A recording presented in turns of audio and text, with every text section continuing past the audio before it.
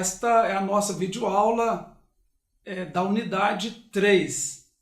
Estou mais uma vez aqui com Ilimani, que generosamente aceitou o meu convite. Muito bem-vindo mais uma vez, Ilimani. Professor, eu que agradeço essa oportunidade de estar aqui com o senhor. Hoje a gente vai falar um pouquinho, professor, eu tenho algumas dúvidas aqui, no sentido de mito e lenda. Eu queria perguntar para o senhor se não é perigoso a gente usar os termos mito e lenda quando a gente está estudando a questão da Bíblia. Então, na verdade, nós pouco utilizamos esse tipo de linguagem, mito ou lenda, mas é uma linguagem que é usada pelos críticos. Exatamente. Então é importante sabermos do uso e conhecer um pouco. Quando vamos para o dicionário, aí percebemos que essas palavras têm sentidos que daria para usar em relação a alguma história bíblica, sem nenhuma dificuldade. Agora, tem outros sentidos que não. Por exemplo, mito como representação de fatos ou personagens históricos, ampliado através do imaginário coletivo e de longas tradições literárias, orais ou escritas, dá para usar. Totalmente aceitável, não né, professor? Representação de fatos ou personagens históricos. E é o que acontece, né? Quer dizer, o fulano é um mito, mas não quer dizer que o fulano nunca existiu. Porque é uma pessoa tão grande que muitas histórias são contadas sobre ele.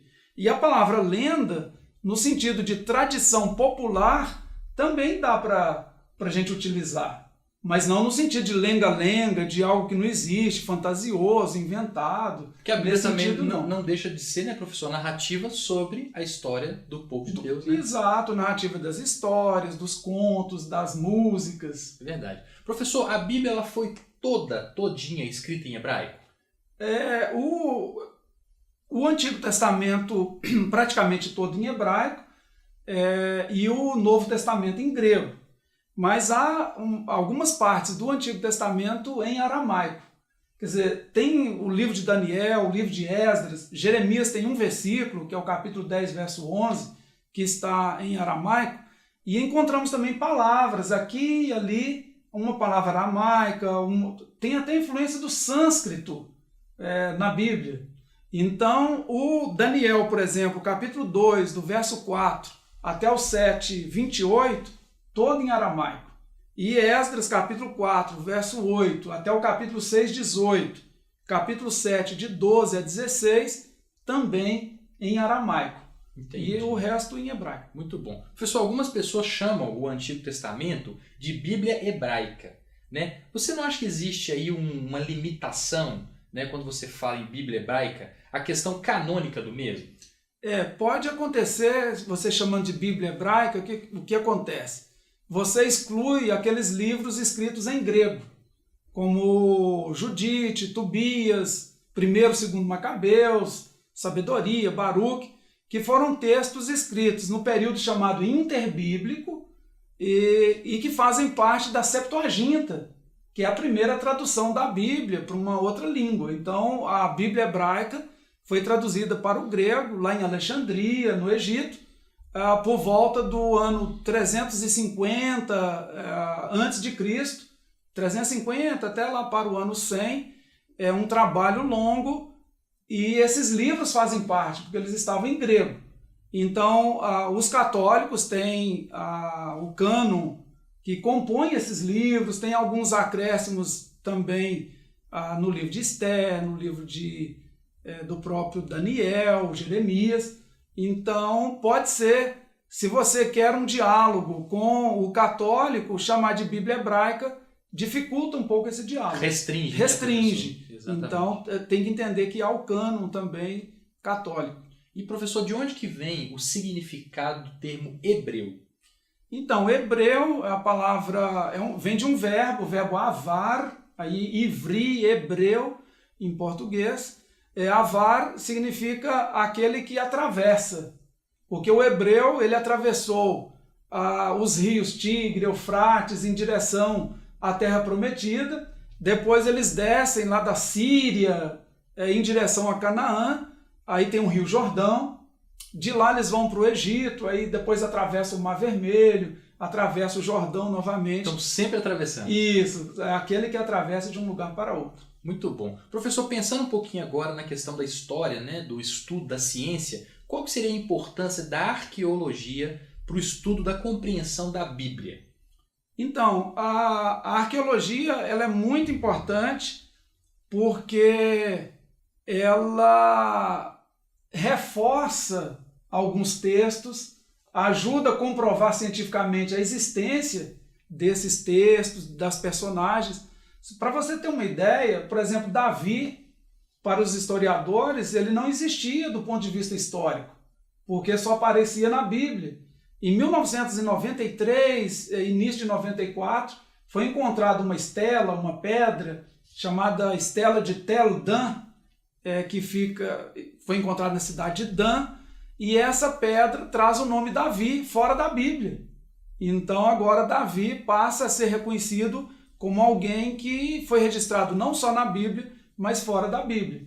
Então a arqueologia ajuda muito, sem falar os manuscritos do Mar Morto, tem textos sobre Levítico, alguns pergaminhos que foram encontrados e outros. Ajuda muito a arqueologia. Muito bom. Professor, falando um pouquinho sobre criação, existem vários relatos, né, sobre a origem da criação, e uma delas diz que Lúcifer ele seria inclusive responsável pela criação. Eu queria que o senhor comentasse isso. Então, são algumas teorias para tentar entender os 6 ou 7 dias, porque o sétimo foi a cessação da criação, que diz realmente que Lúcifer estava responsável por criar, mas ele ficou muito vaidoso, muito orgulhoso, e aí ele foi impedido de criar.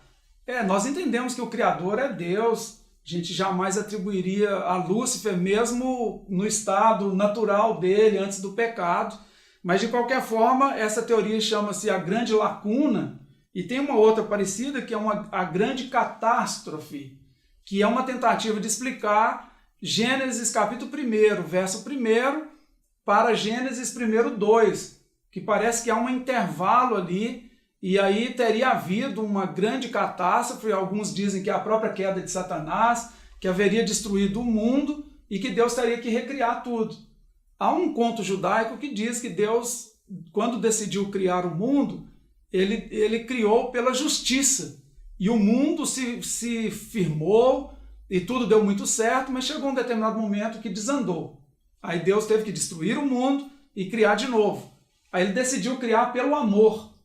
Então, aí deu muito certo, foi tudo muito bem, só que num determinado momento também a coisa desandou e Deus teve que destruir o mundo e criar novamente. Aí Deus decidiu criar pela justiça e pelo amor. É o mundo onde a gente vive, é o mundo que nós conhecemos hoje. Claro que é uma história para as crianças judias, para elas entenderem que a justiça sem amor, o amor sem justiça, o mundo não pode sobreviver. Então, uma história para ilustrar isso. Seria o equilíbrio, né? O equilíbrio. Muito bom. E para a gente encerrar essa videoaula, eu queria que o senhor comentasse. Existem erros na Bíblia? Então, a Bíblia ela não tem erros. A Bíblia, o que existe são erros de copistas. Isso sim, nós encontramos. Então, um copista, ele é um ser humano que está copiando um texto bíblico, ele pode cometer alguns erros. Há vários tipos de erros e eu vou comentar 2 para ilustrar. Um é a chamada fusão. Temos, por exemplo, a palavra Azazel, lá em Levítico 16, e só aparece lá. Ninguém sabia o que era Azazel. Porque Azazel, a história lá conta de 2 bodes, um bode para o Senhor, Deus, e um para Azazel. Aí imaginaram que Azazel seria alguma coisa do mal. E aí Azazel virou um demônio. Depois foi encontrado um manuscrito, e esse manuscrito trazia para Lees-Azel, separado. Então o copista juntou tudo, virou uma palavra só, sem sentido, e que acabou virando um demônio. E um outro, então era um bode emissário, era um bode que você mandava para o deserto. E um outro tipo de erro chama homofonia, que é um problema sonoro, de pronúncia. Por exemplo, nós temos a palavra lo, que significa não, e a palavra lo significa para ele. A pronúncia é a mesma, mas significado diferente. Então, em 2 Reis, capítulo 8, 10, o profeta Eliseu, no texto maçorético, parece um mentiroso, porque ele diz para o emissário do rei lá da Síria, vá e diga para ele,